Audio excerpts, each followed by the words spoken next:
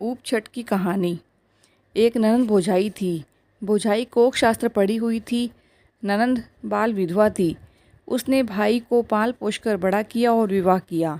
ऊप छठ का व्रत आया। ऊप छठ धर्म का व्रत है, इसलिए ननंद भौजाई दोनों ने व्रत किया। चंद्रमा के अर्घ देते समय ननंद ने चंद्रमा से प्रार्थना की, हे भगवान, मेरी निभाई जैसी मेरी भौजाई की निभाना। सुनकर भौजाई हंसी। ननंद ने पूछा, क्यों हंसी? सो बात बताओ। तब उसने कहा, आपने कहा मेरी निभाई जैसी मेरी भौजाई की निभाना, सो आपके तो अभी थोड़ी से 7 बेटे होने बाकी हैं। यह बात ननंद को अच्छी नहीं लगी।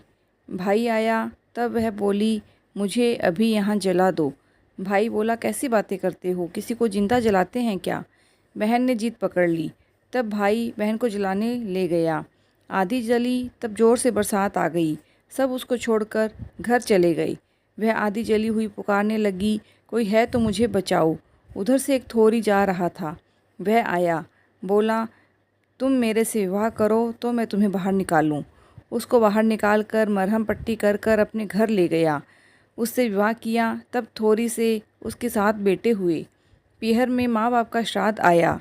भौजाई ने भाई को कहा, शहर से बाहर उस थोरी को जीमने का न्योता देकर आना। दूसरे दिन बहन घूंघट निकाल कर परिवार से ही जीमने आई। जीमने के बाद भौजाई बोली, आप लोग अपने बर्तन धोकर दरवाजे के बाहर कंगूरे पर खड़े कर देना।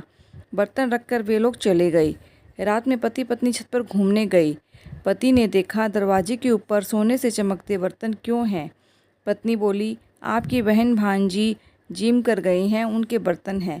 पति हंसा, बोला, मेरी बहन को तो मैं अपने हाथों से जला कर आया, वह कहाँ से आएगी? पत्नी बोली, चल के थोरी से पूछते हैं।